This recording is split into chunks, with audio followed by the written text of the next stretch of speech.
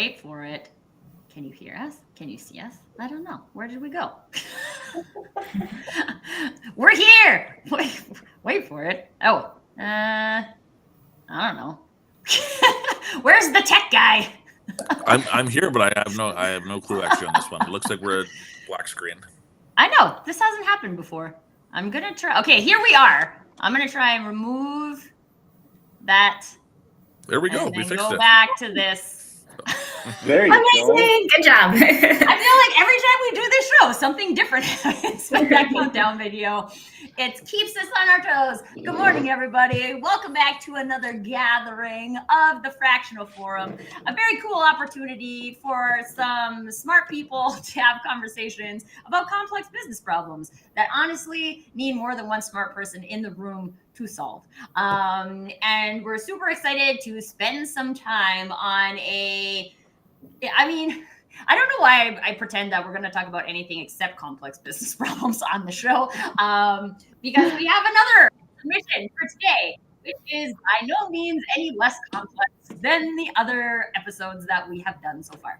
If you are joining us for the first time on the Fractional Forum, welcome. As you might have noticed during the intro, I called this a gathering and not a show, because this is not 6 heads here performing for you today. This is an opportunity for us to gather together to be in conversation about complex business problems. And if you were here and you were joining us live, then you were part of that conversation. So we encourage you to get into the comments. We had some great comments last week that really added a huge amount of value to the conversation. And so I really encourage, if you are here with us, let us know that you're here, and add your thoughts, because as you also might see, we are multidisciplinary. I can't talk today. It's fine. It's going to be fine. Multidisciplinary conversation. So you and your expertise are also welcome in the conversation. We really would enjoy to have your voice as part of the gathering today. With that, are you ready, panel, for the problem of the week?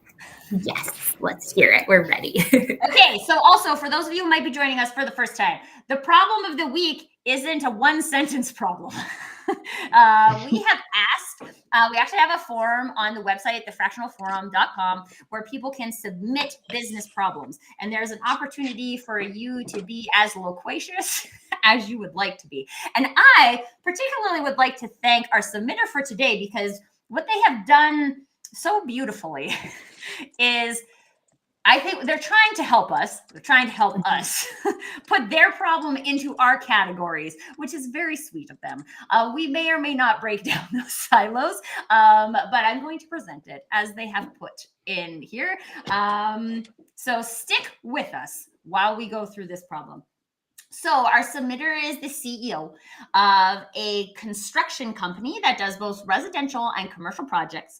They have 120 employees, and their high-level business challenge that they are sharing is in managing project timelines and budgets in the face of chronic skilled labor shortages and supply chain disruptions. I think any of us who've done any work in supply chain have experienced that lately. We're experiencing delays in completing projects, leading to cost overruns, missed deadlines, and strained client relationships.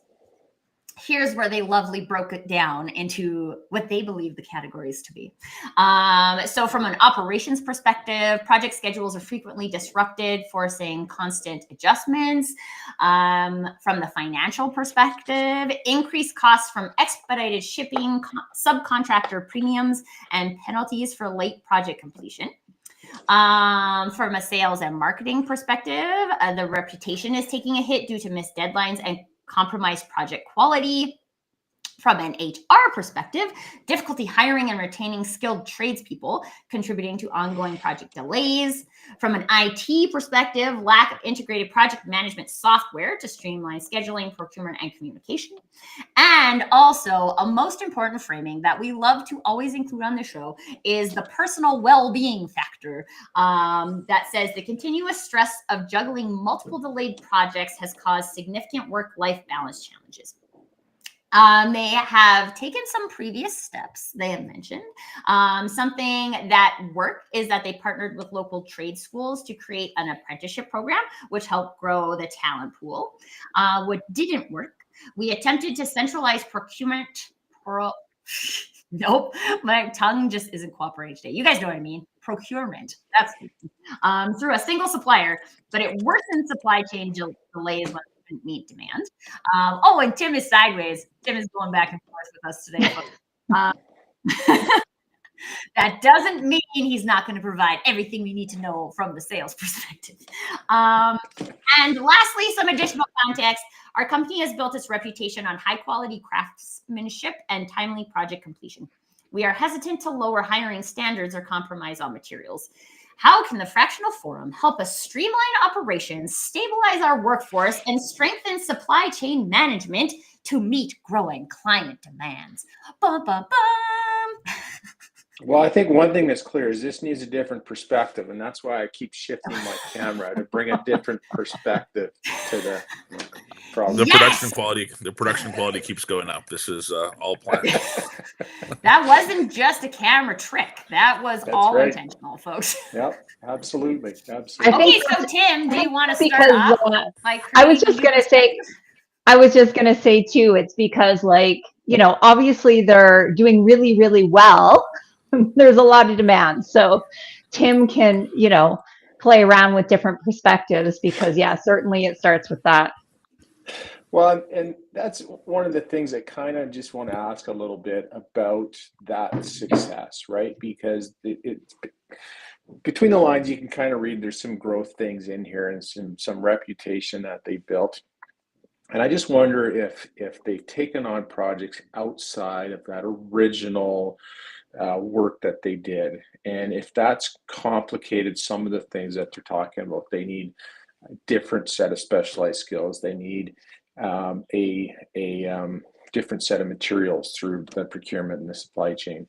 And so I want to start with something, Lindsay, you talked a lot about is clarity and focus on that different perspective shift again. I don't know. Let's just go with it.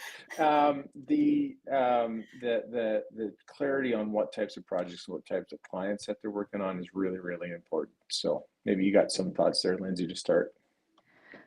Yeah, I mean, I feel like you actually really uncovered something that I didn't even think of. So this is the power of this perspective. And it makes me think about, Tracy, a conversation you and I had not long ago about businesses that say, we want to scale, we want to double, we want to triple, we want to be a $5 million business. And then they just do, right? There isn't a lot of how do we get there? And then what are going to be the barriers along the way?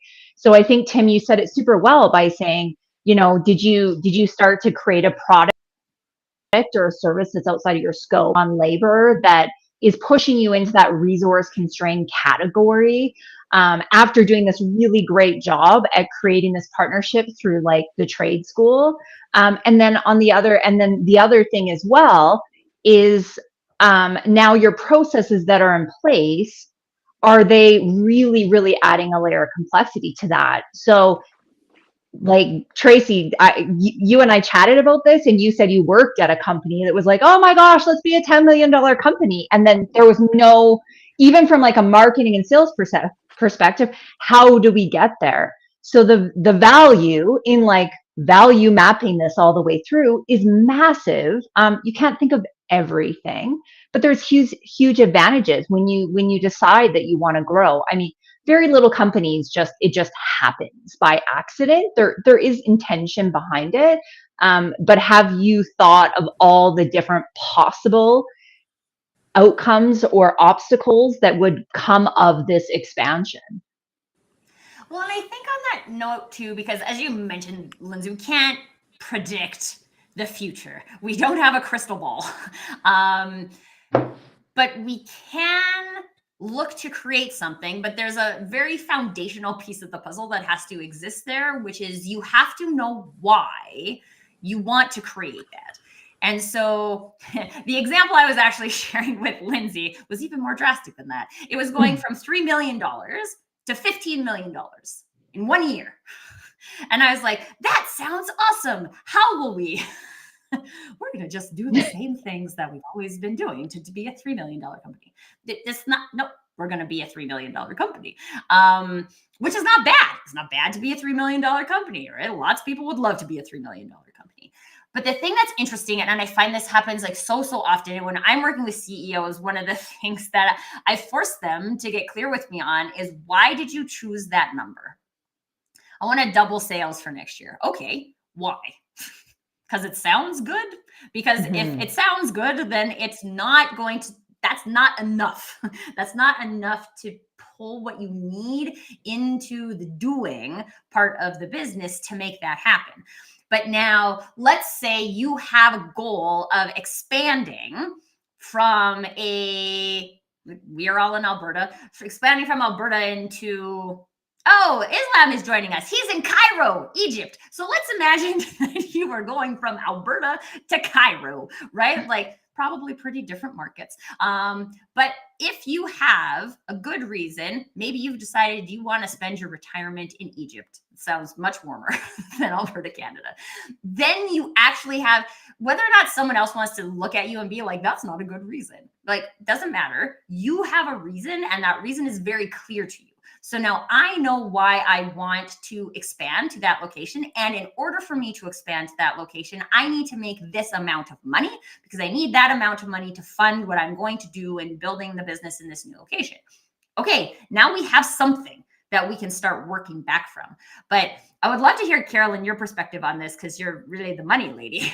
Is that, like, how tied in does that number, that target number, need to be in order to make the, I mean, like, a lot of the things mentioned in this business case are tactical things. What level of clarity and meaning needs to exist at that level in order to make those tactical things work? Absolutely. I think the micro level really matters here, right? And one, I think actually the company's doing a good job by being aware of some of their cost overruns. So I think you had mentioned there are things like, higher shipping costs. There are things like having to pay contractor premiums to their subcontractors, and then some different late project completion penalties. So one, I think it's good that they're at least aware of where their cost overruns are happening.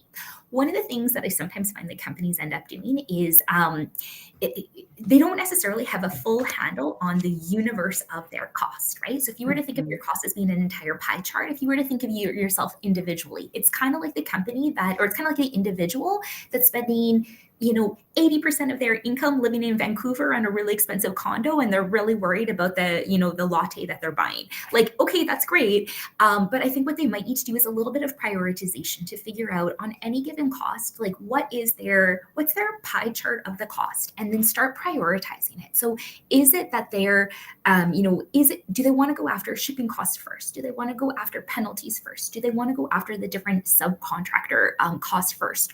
All of them are important, but all of them are going to take time, effort, and different tactics. What you don't want to do is be the company that's kind of like, not throwing away, but essentially throwing away all kinds of money on higher labor cost, and then redirecting all of that effort to try to save $20 a month on a software subscription. For sure, like, I think there's a little bit of prioritization that they need to be doing on their different jobs. So one, good that they're looking at it, good that they're aware of it, but I think a certain amount of prioritization is needed. When you get the micro well and you start getting jobs consistently profitable time and time and time again, then it becomes that much more easier to have a rinse and repeat cycle to kind of say, hey, now we want to go into Cairo. What would that ultimately end up looking like? But yeah, I think there's kind of like, when I think about it, and I bet there's probably a lot of perspectives that others can jump in on, but it seems like they kind of need to prioritize what they're going to tackle first. I see it on the finance micro side of like, which of these is really driving up the biggest dollars. If it's something like late project project fees, and that you're operating in a supply chain constrained environment, then go upstream to your sales processes, go upstream to actually kind of say, why are we building that into our agreements in the first place, right? We know that there's all of these risks that are likely to happen. Is our default contract, like, are we being commercially smart when we're entering into it? That becomes an easy lever to be able to change. You address that one, go on to the next one into the list. What do you guys think? Where else do you see some areas where they could really prioritize a little bit further? Well, I think I'd like to build on that as well a little bit, Carolyn, even with what Tim said at the beginning around what they're saying yes to from a sales and revenue perspective as well. Because I think that you talked about prioritization from the cost side of things, but I think from even starting further upstream than that, what are they saying yes to? What are the projects they're taking on? I feel like growth can be incredibly addictive sometimes. And all of a sudden you start to get this confidence by, winning this project. And then you kind of drift 2 degrees to the right, and then you win this project and you drift again. And all of a sudden you're selling things that have no resemblance or are very far away from the core competency you originally had. And I think that probably a combination of growth from kind of a top line revenue perspective, but also growth from a perspective of these are brand new projects or initiatives that we've never taken on before. And I'm making a couple assumptions here, but I've seen it many times where that sprawl in terms of what that offering becomes in the pursuit of growth can be really dangerous. And that's where sometimes I just think that, like, I think to Tracy's point, arbitrary top line revenue goals are kind of dangerous. Especially if it's just, can be a great motivator, but it also doesn't have a lot of purpose behind it. Yeah, I'm going to just add to that. And one word that really stuck out for me in this scenario was craftsmanship. And that takes time. That's focus on quality. So that should be the number one priority for them. And so they've lost sight of that already. We're hearing there's issues with quality control. And so it doesn't surprise me that there are hiring and retention issues, because that core why, they've diverged from it.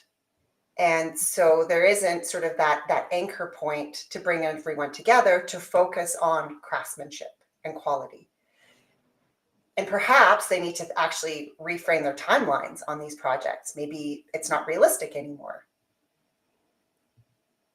One thing I'd like to say too is when we talk about craftsmanship, it's so easy to think, especially because this is a construction company, it's easy for us to think craftsmanship when we talk about custom cabinetry or like millwork.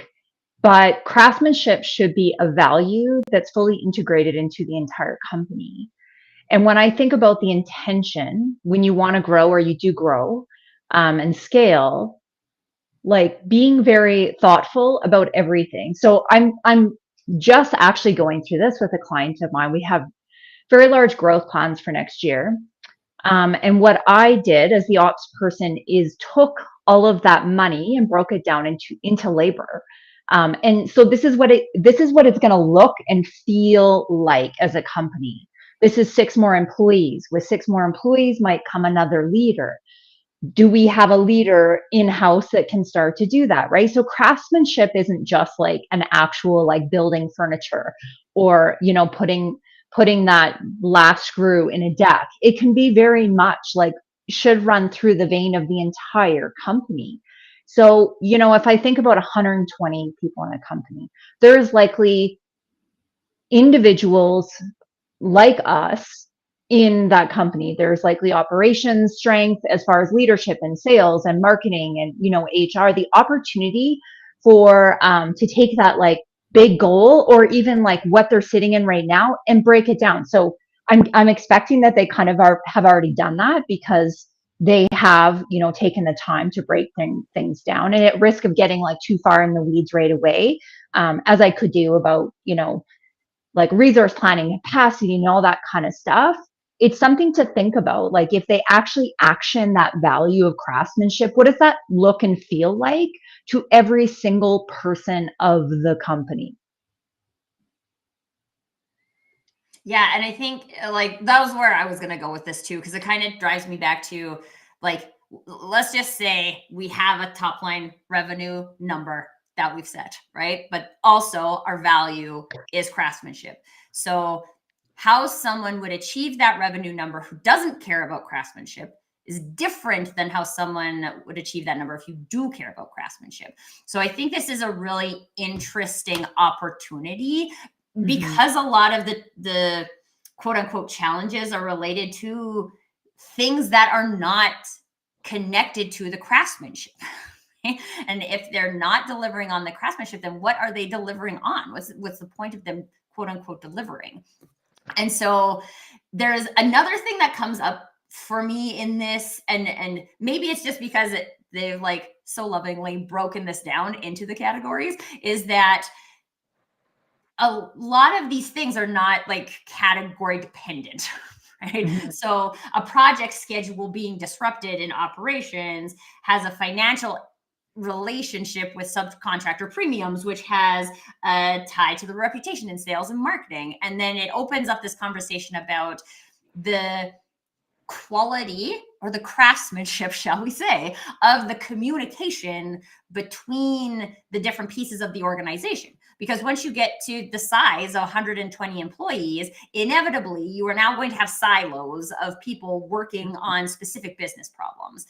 That increases the importance of the communication between not just two departments, but all departments. So, Tim, what are your thoughts on this communication component? Because I mean, sales is generally setting the expectation a lot of times. Well, it is, and sales, you're focused on growth, right? And that's first and foremost. Is you're always looking for more. You're looking for more wins. You're looking to do more. And I think growth is an important personal attribute, but also in a company, it's a very important attribute. If you're not growing, you're falling behind. But growth can mean so many different things. And I know that this business problem didn't really define top line growth as a goal. We kind of talked to it a little bit, but I'm just going to make an assumption it's in there. Maybe growth just needs to be defined differently for the short term because they're having some financial penalties, they're having some challenges with employees. Maybe growth is bottom line focused. Mhm. And so we're looking for the kind of projects that help our bottom line, and we're doing the things to help our bottom line so that we're not taking these financial pennies. We're getting things done on time. We're getting the right materials in. And so the short-term focus is still on growth, but it's just looking at how do we get those efficiencies in the bottom line. So that would be making sure you communicate across the entire chain. What kind of projects can we take on? What capacity do we have? What capability do we have? Where are some bottlenecks? So that sales is going after the right kinds of projects to help everybody win. And if you don't have that communication all the way up and down the chain, they might just be chasing the shiny nickel that they see rather than having a clear ICP, ideal client profile, and going after the right kinds of projects. So communication really needs to be set up so that you have that clear visibility. What are our capabilities and our capacity right now in what areas? And that feels like another opportunity for craftsmanship to lead the way, right? Barry, Yes. it's making me think of like if this is a communication thing, then it's a people thing, right? And so, what does it look like to craft meaningful communication in the organization? So, did you want to speak a little more to that? Yeah, so I think again, I mean, I talk about purpose a lot and the why, but their reason for success has been the quality of product that they've offered. So they need to go back to where they came from, to where their success came from, and build accordingly. So foundationally, that's bottom line, that's important. And then everyone that you bring onto your team has to have that in their value system. So it's not just about rushing through a project. That's why, I had mentioned maybe the timelines aren't appropriate anymore. Maybe they need to look at their whole system very differently. If they are an organization that builds custom homes, then it's not really about timeline. Their customers are coming to them focused on this quality, beautiful product that they're creating. And if they have to wait 2 years for that, then they can wait 2 years for that. And that's the trade-off, right? When you're looking at, from a marketing perspective, what is it that you're selling? Is it based on price? Is it based on quality? What's that focus? And it streams into people as well. And so the people focus is really about quality and the people that want to do a good job. And all of your incentives on the retention side have to tie into that as well. So let's talk And about go sorry. ahead. Let's talk about I know I will pass this one to you, Keith, because it will tie into technology. But if we talk about people, what are we doing as a, executive group at making the people, helping them achieve success, reaching their full potential. We've talked a little bit about mission, vision, and tying back to craftsmanship. The other thing I think about is organizational design. And, I often talk about the RACI matrix: who's responsible, accountable, consulted, informed on all of these initiatives.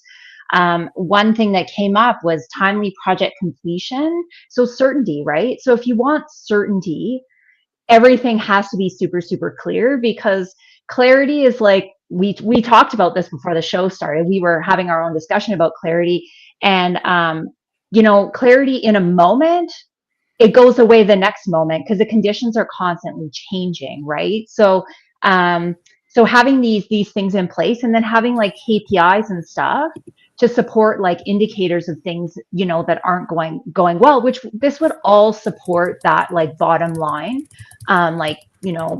preventing operational leakage, potential turnover, churn rate, things that that do affect bottom line, but then inadvertently will affect your top line. And then yes, like that's clarity. Commitment. Is everyone committed to the overall like objective of the company?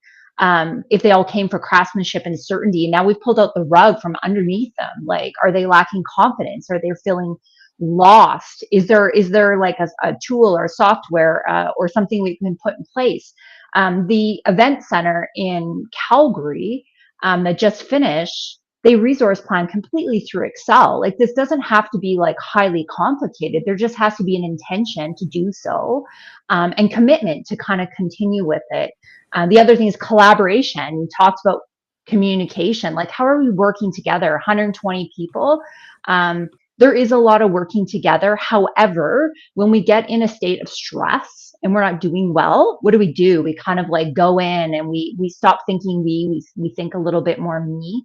So that's very important.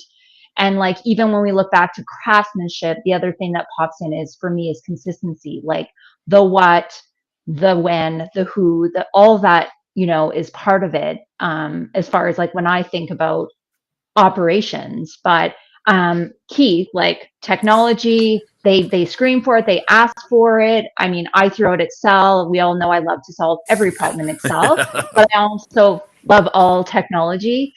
Certainly, we all agree there's definitely a time and a place for it. So throw it over to you and your thoughts on that.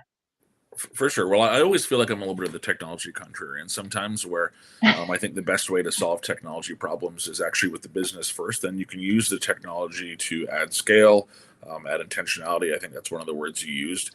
And I think this scenario is no different, right? I think that if you layer on technology to a broken process or a broken communication or broken fundamentals, you're just actually going to amplify some of those elements that are broken rather than actually solve anything. And you're just going to be able to make it so that people can confuse each other faster, so that they can rely on a process that is actually not really there. And it actually creates this false sense of security that doesn't exist. So I think my recommendation for this organization would be to really get in place some of those fundamentals first. Understand, how do you want to communicate? Sorry, I was distracted by Tim's Keith very switching elaborate camera. perspective. So Tim is I like doing it. his thing. I always like to be the center of attention. I can't wait until we do the dramatic zoom in at the perfect time. That'll be great for like a future clip or something. But I think that if we focus on some of those fundamentals in communication, map out what that process and how we want to work is, then all of a sudden this organization can start to say, okay, well then how do we want to add scale to this, right? I agree, a project management platform is probably critical for an organization of this size. I don't, at 120 employees and probably the revenue they're generating, trying to do something like that in Excel would be possible, but ambitious. If you look at some of the challenges they're having around procurement and the tracking of all of those different assets and inventory parts and things that are going into these builds, the ability to use technology to have line of sight around where all of these elements are is really important. And I think that, back to Vered's point around even that culture of craftsmanship, I think technology can also be a connector on that front for the organization that they want to be. And what I mean by that is that they can kind of set the tone with technology. And if this is an organization that's not focused on pumping out as much as as fast as possible, but rather meticulously crafting these experiences and these buildings. And I'm not sure exactly what they build specifically, but if craftsmanship is the goal, then all of a sudden you can start to echo some of those same principles and those same philosophies through how you use and roll out technology across the board too, to create that culture and connect and amplify those things that you really want to amplify. And so, that might go back to even those KPIs that you talked about, Lindsay, and saying, okay, we can then tie all of these things that we've now got the foundation in place. We've now got tools to amplify the correct behaviors at scale. And now we can measure those back to our KPIs. And I don't know, Carolyn, if you want to head anything you want to connect on the KPIs. No, Carolyn, before you jump there, I just want to respect what Scott has shared because he's predicting where we're going to go with that. Okay. So we'll see if he's accurate. Carolyn is expectedly thinking that the timeline for a project example, building a home, is part of budgeting resources. Yes. I'm going to pull this down just so I can read the whole comment. Okay. But there's more. Delays in job change orders get to where Lindsay was making the case for maintaining integrity of the time management, labor allocations, and quality of the outputs.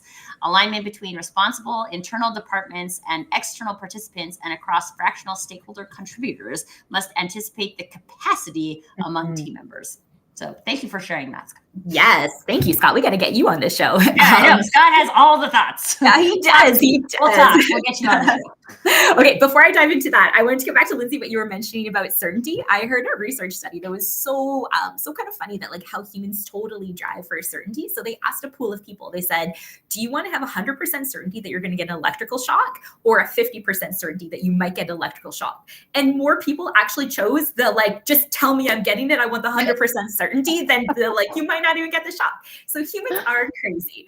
I think, Scott, you're totally right, because understanding the timelines is really kind of where that's going to drive a lot of your human resources costs, right? Like all of your labor costs is going to be significantly impacted. So you're going to have a lot more uncertainty throughout the entire organization, not just on your specific job in the custom home that you're building, but as and when those resources are shifting, your costs are changing, right? Your costs are changing, or the people are kind of rolling on and rolling off. So it definitely integrates back in with operations. And then on the procurement side too, is that you end up having this case that you're trying to figure out presumably a centralized procurement team, right? You're not going to have a procurement person on each and every single custom home. So you have this interplay of having some of your staff and some of your organization that are essentially centralized resources. Think of it as your procurement people. Mm-hmm. And then a lot of construction companies are going to have an individual project manager, working kind of as the project manager, account manager for this custom home, for this home, for this home.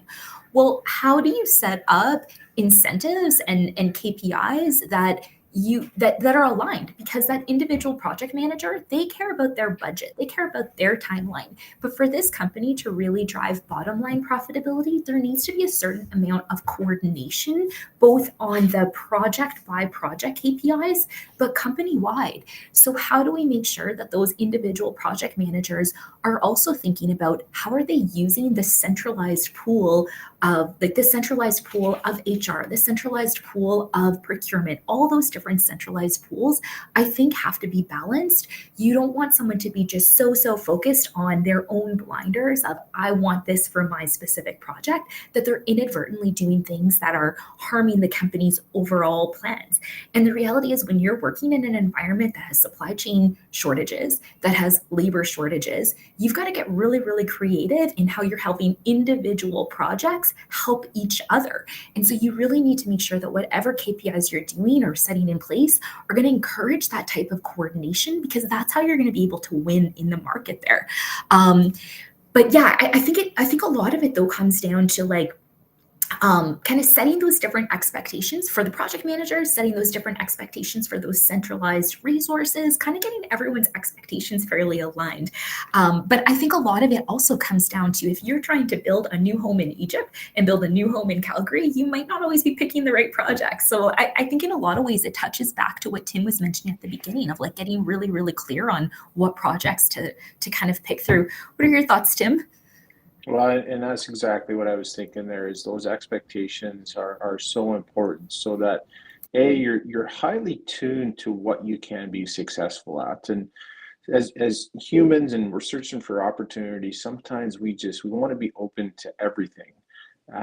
But yet, if you're highly tuned to your ICP, like I was talking before, your ideal client profile, it jumps out of you like that red car that you just bought. You see red cars everywhere because you're highly tuned to red cars. So that ICP is your red car, and those opportunities will jump out at you, and you quickly ignore the ones where the customer's expectations just are in the wrong perspective. Just like my camera. I apologize. I don't know what the The hell. timing of that was awesome. Yeah. I don't know. I wish I could do it on purpose, but I have no idea what's going on. So it'll be somebody else's turn to have camera problems next week, because Tracy had problems. It was my last turn last week. I kind of want to jump into the last line that Scott mentioned. Must anticipate the capacity among team members. I think that's something that like both Barrett and I can speak to. Capacity and capabilities is really, really important. So we talked about like having the intention of doing that, you know, before you scale, but here's a great opportunity. We need to build capacity. Often we think about bringing capacity in, but doing a really good internal audit as far as like what your capacity requirements are. So I spoke of like, if you want to be, what does a $4 million or $5 million or $10 million company actually look and feel like as far as capacity? Part of that is machinery, people, leaders, software, all of that. What does that look like? Mapping it all out. But then, you know, doing it like really breaking it down even further than that, because as Scott mentioned, like alignment between responsible internal departments, external participates across fractional stakeholder contributors. So it speaks to what Carolyn was saying as well. Like, let's all break it down and like get together and like speak through it, right? We do quarterly meeting, annual meetings. We talk about this all the time, these goals, but do we spend the time of like breaking it down, get a whiteboard, markers, and actually like map it all out? Because it is all an intertwined system. So capacity, we think outside, bring in labor, we got to add capacity, but it's not always that. You can add a lot of capacity by, you know, cultivating alignment, like removing waste and loop backs. Do you have feedback loops built into what you're doing? Do you track, like I said, KPIs? Do you have scorecards where you're tracking things like loop backs? If certainty and timeline is important, if you have a schedule or you have resource planned, what are some leading indicators or like early things that are telling you that, you know, you're off track with things? Have you built buffer time into it? I could go down a path, you know, like put on my PMP brain and get into the whole principles of project management. But I mean, really, I know like partnerships between HR and like operational leaders is really, really important, because having that like breakdown. Barrett, you speak all the time about HR strategy, and this is just like new to my world. It's been blown in the last like, you know, 6-8 months that I've known Barrett and her company, and actually like realizing there is a very smart way to do this in advance, so that when you're going, like, labor shortages is across like North America, but Calgary construction, it's massive. So I don't know, Barrett, like it's probably a great opportunity to kind of tap into like HR and what that looks like as far as capacity, capabilities, strategy. And it ties very nicely into what Tracy does as well, which is really around figuring out, you know, who's your target market, because really that matches very nicely to your employee population. So your employer brand, you know, matches very well to your external brand. So maybe Tracy, I'll let you speak first, but then we can get into how to create that common language across the board, which is really fundamental to being able to scale appropriately. Yeah, and I just actually, I would love to hear your comments, Barrett, on the capacity piece, but I also wanted to just kind of throw it back to Scott in the chat, who's added some more framing in terms of capacity as a matter of definition, average versus peak or base capacity. No enterprise nor person can maintain peak capacity for very long, but it's always wavering. So some excess capacity in the average is natural. And I think it's these types... things. It's funny because I feel like this concept of certainty has come up on like most of the episodes we talked about so far. And I'm totally in alignment with the research study that you quoted, Carolyn. Like we observe that humans participate this way in the world. But then it's also really interesting for me. It's like the question I wrote down as a takeaway for myself: is there certainty in adaptive management? Because Lindsay, one of the phrases you often use is we're like building the plane and flying it at the same time. Right?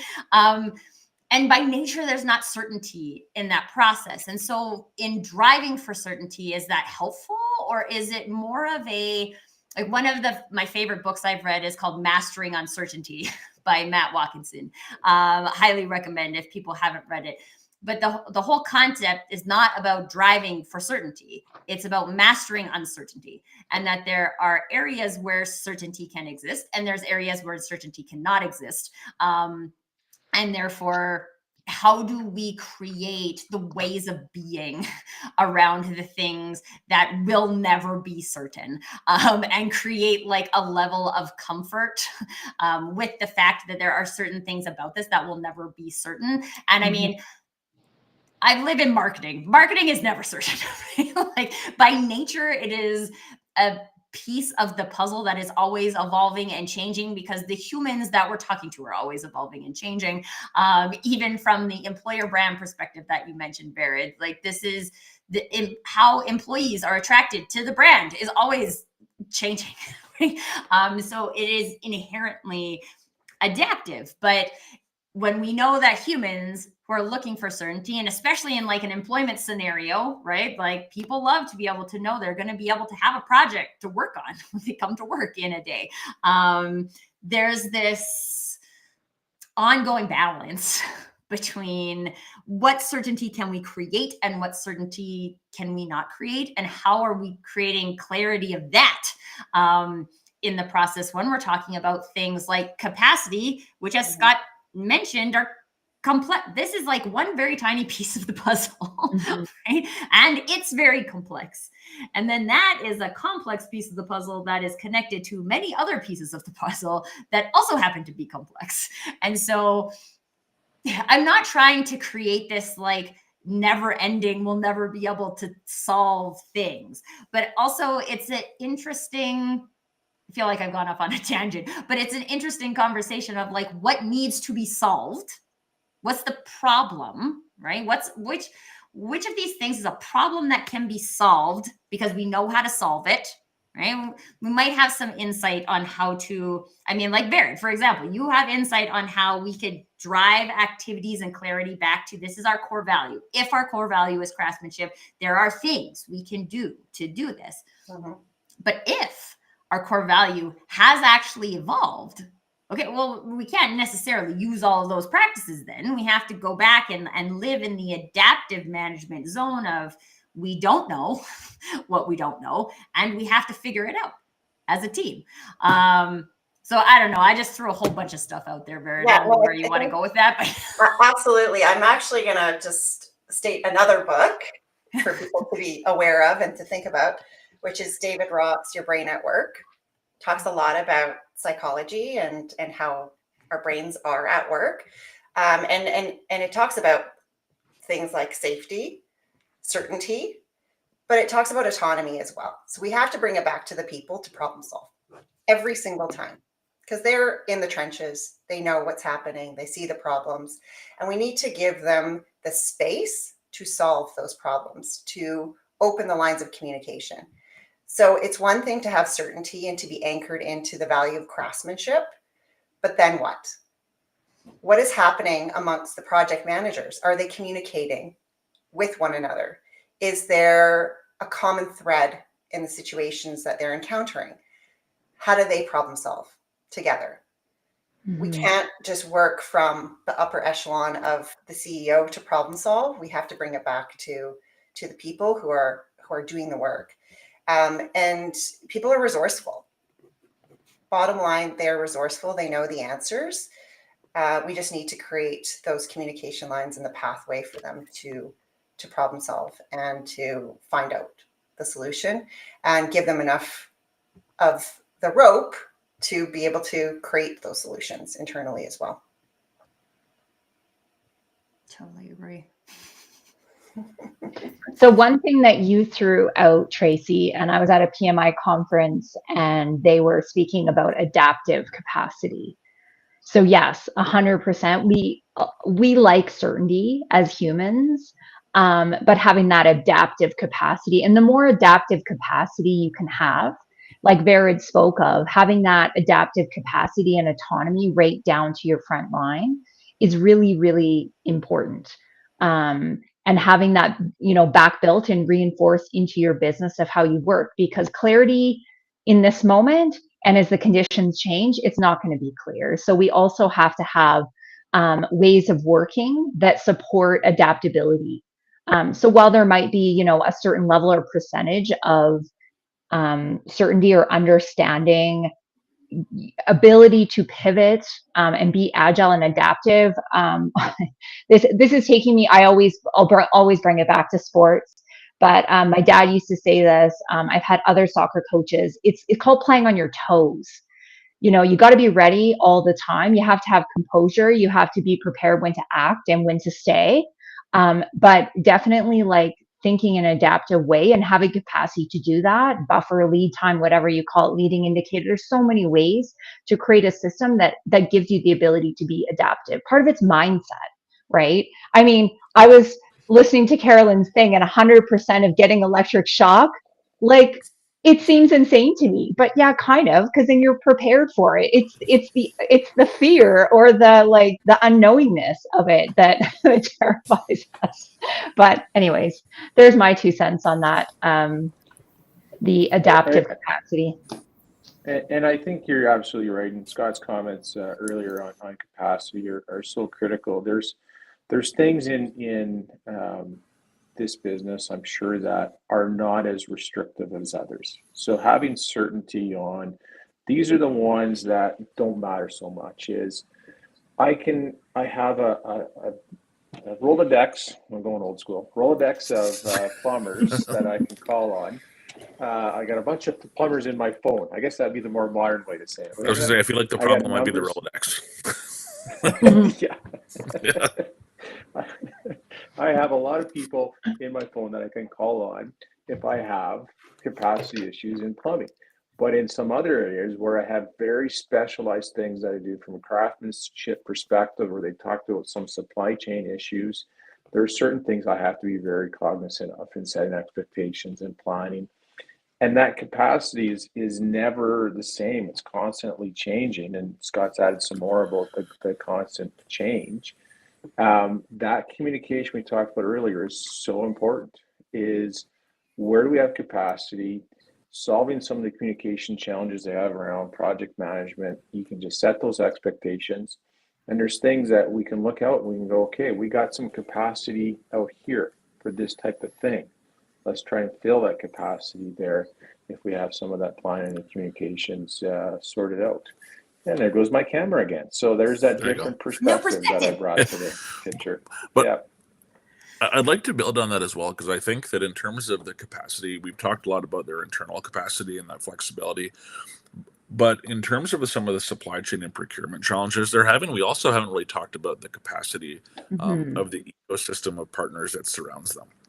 So if we imagine a scenario that this organization is growing incredibly rapidly, and let's say they buy screws and nails from one company, and they usually buy X amount every year, and if their own pace is outgrowing that of their supply chain and their suppliers, or they're not managing that actual supply chain and some of that ecosystem of all of these really critical partnerships that orbit them,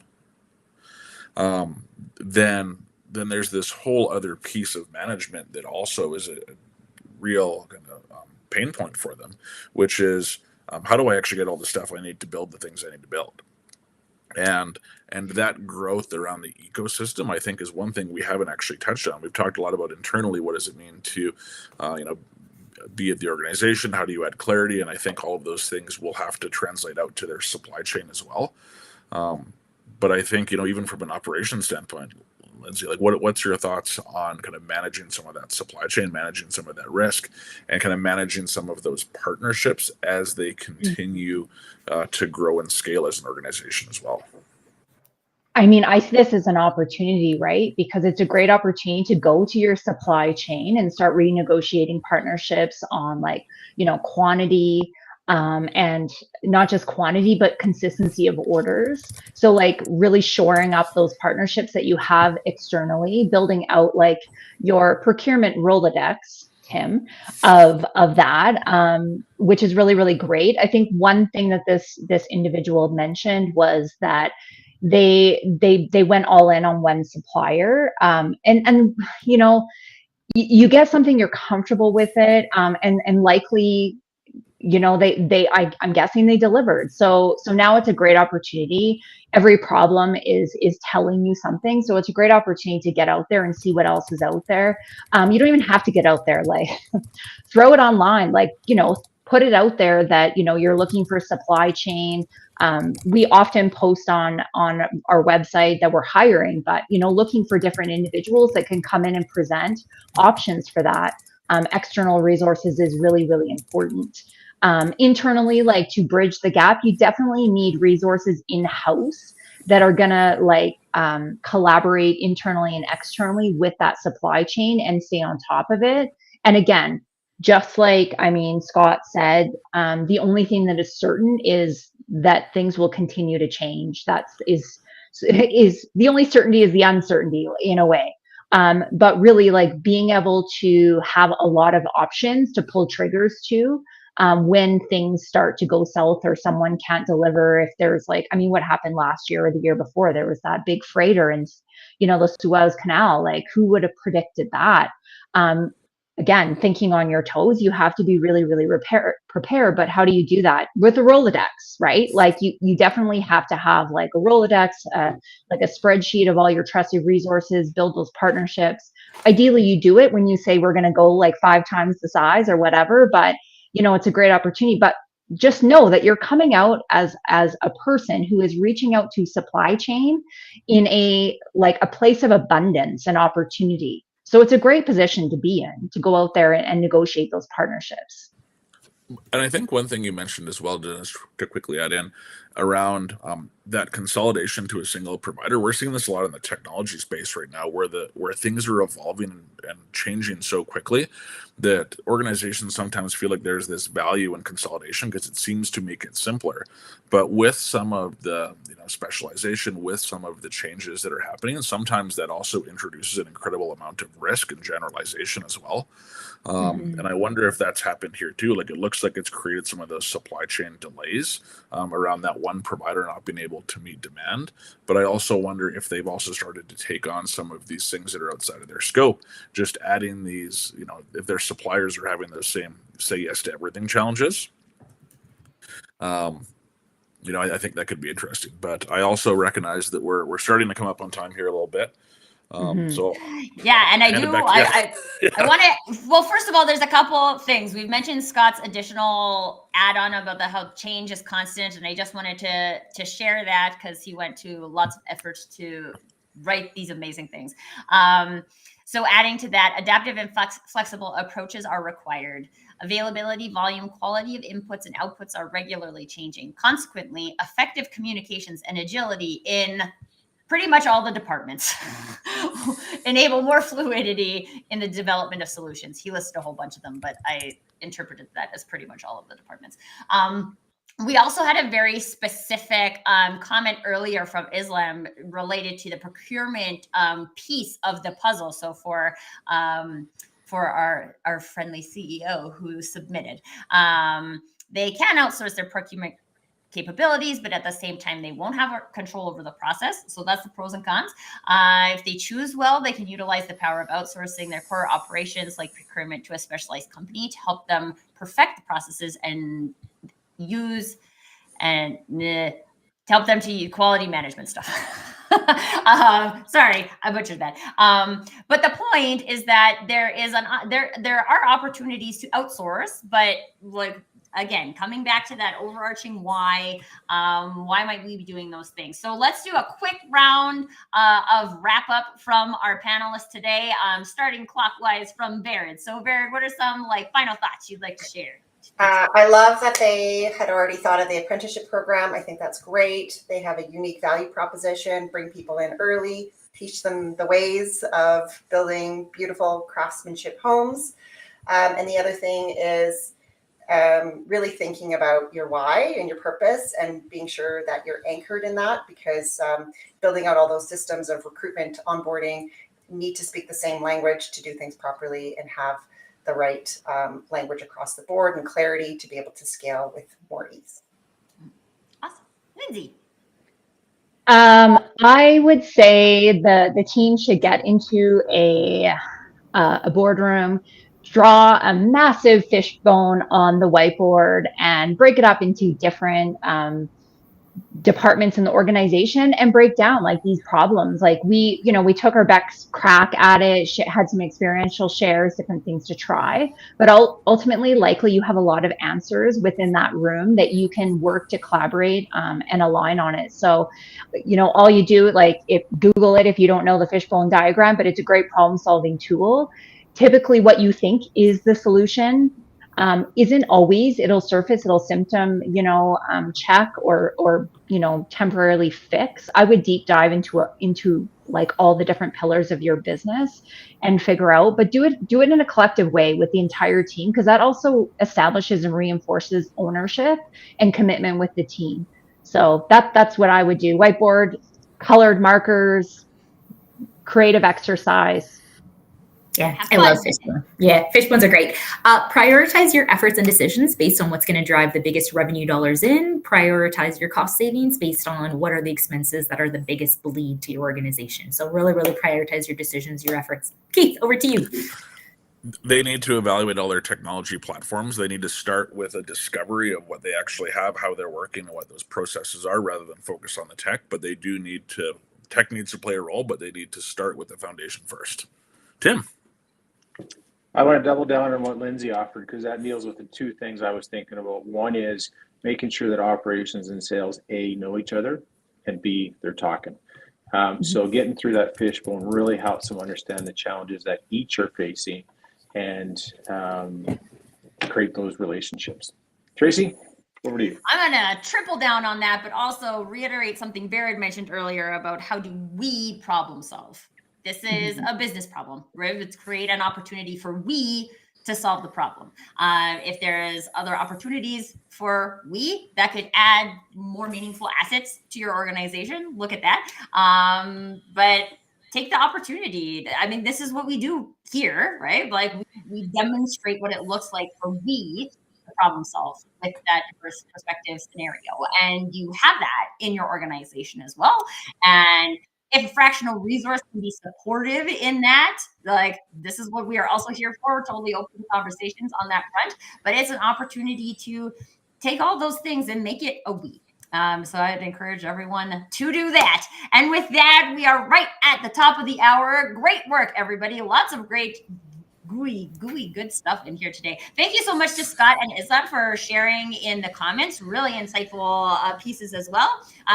We are here at the Fractional Forum every Monday at 9 a.m. Mountain Time. We would love for you to join us again. Next week will be our last show before the holidays. So come and check it out if you can. And until next time, everybody, I don't know. We need to sign up for the show. Something about it. But if you guys want to brainstorm with me, we will figure it out for next time.